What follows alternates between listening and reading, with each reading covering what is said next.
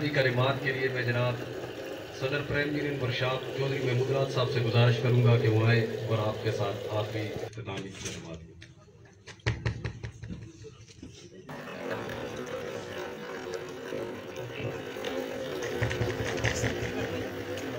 صلی علی رسولہ الکریم اما بعد اعوذ باللہ من الشیطان الرجیم اللہم صلی علی محمد وعلی آل محمد کما صلیت علی ابراہیم وعلی آل ابراہیم انک حمید مجید۔ میرے لیے نہایت قابل احترام جماعت اسلامی صوبہ پنجاب کے امیر محترم جناب طارق سلیم صاحب، جماعت اسلامی ضلع راولپنڈی کے امیر محترم جناب عارف شرازی صاحب، انتہائی قابل احترام مزدور دوستوں، ساتھیوں، سی ڈی ایل میں کام کرنے والے میرے بھائیوں،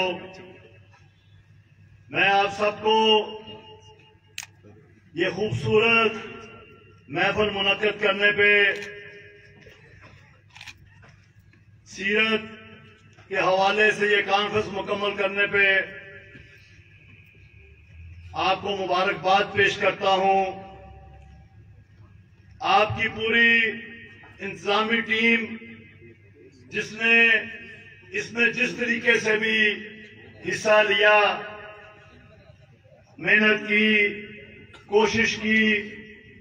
میں ان سب کو مبارکباد پیش کرتا ہوں اور ان کے لیے دعا گو ہوں کہ وہ اس طرح کی بابرکت، خوبصورت، بہترین تقاریب کو منعقد کرتے رہیں۔ میرے بھائیوں، پریم یونین جہاں مزدوروں کے حقوق کے لیے بات کرتی ہے، مزدوروں کے حقوق کے لیے جدوجہد کرتی ہے، وہیں اس ملک کے اندر مختلف موقعوں پہ کبھی افطار کے پروگرام، کبھی تربیت کے پروگرام، کبھی سیرت کے پروگرام، کبھی اخلاق کے پروگرام، کبھی دین اور کبھی دنیا داری کے پروگرامات کا بھی انعقاد کرتی رہتی ہے۔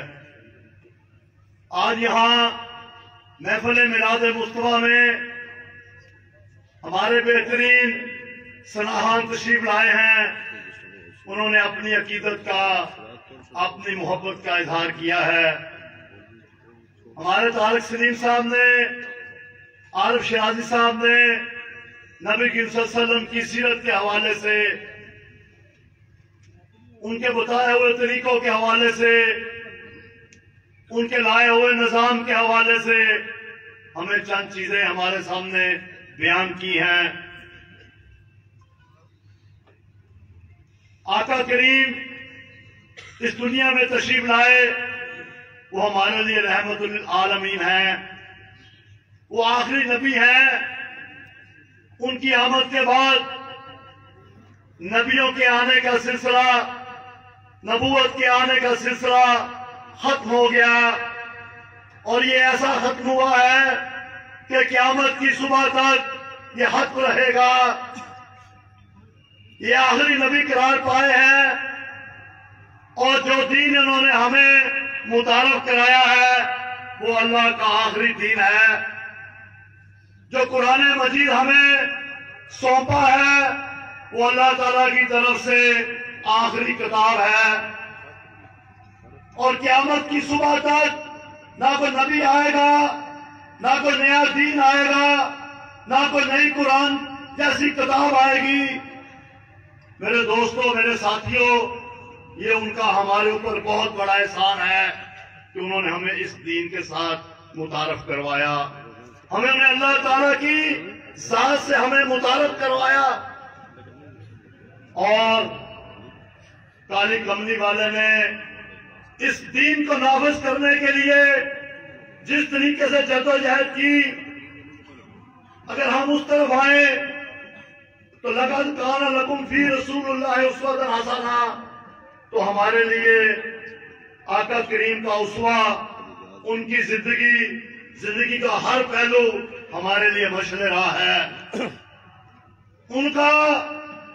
ظالم کے سامنے کھڑا ہونا، ان کا ظالم کے سامنے کھڑے ہو کے ڈٹ کے مقابلہ کرنا، ان کا غریبوں کے ساتھ محبت کرنا، ان کا پسے ہوئے لوگوں کو اوپر اٹھانا، ان کا یتیموں کی سرپرستی کرنا، ان کا بیواؤں کی سرپرستی کرنا، ان کا مزدوروں کے ساتھ محبت کرنا، انہیں القاسم و حبیب اللہ کہنا، انہیں جنت کی بشارت دینا، اس محنت کش کے ہاتھوں کو چومنا، اس کو گلے لگانا، اور عرب جیسے معاشرے میں دشمنیوں کو ختم کروانا، اور وہاں عورتوں کو، بچیوں کو زندہ درگور کر کے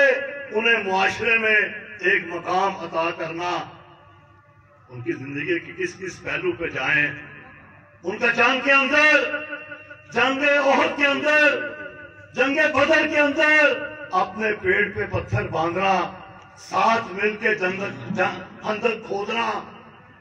یہ ساری وہ مثالیں ہیں کہ اگر ہم دیکھتے جائیں تو ہمارے لیے یہ مشعل راہ ہیں۔ میں اپنی بات کو اسی میں مختصر کرتا ہوں کہ ہمیں ان چیزوں کو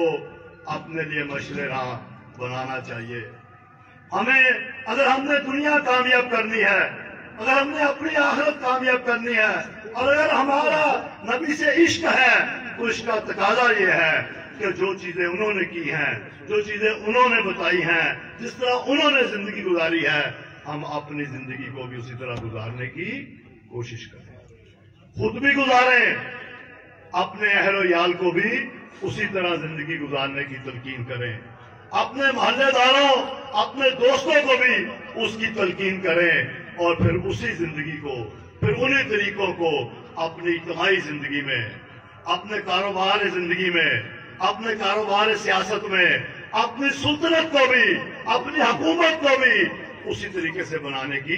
کوشش کریں۔ میری اللہ تعالیٰ سے دعا ہے کہ اللہ تبارک تعالیٰ ہمیں اپنا آئیڈیل آقا کریم کو بنانے کی توفیق عطا فرمائے۔ آخر میں ایک دفعہ پھر اپنے آنے والے مہمانوں کا بے حد شکریہ ادا کرتا ہوں کہ انہوں نے اپنے قیمتی وقت میں سے وقت نکالا، یہاں تشریف لائے۔ میں آپ تمام دوستوں کا بھی شکریہ ادا کرتا ہوں کہ آپ بھی اس محفل میں تشریف لائے اور آپ نے رونق بخشی، اور میں اللہ تعالیٰ سے دعا کرتا ہوں کہ اللہ تبارک تعالیٰ ہم سب کی اس کاوش کو قبول فرمائے اور ہمارے لیے یہ ساری محنت ہماری توشہ آخرت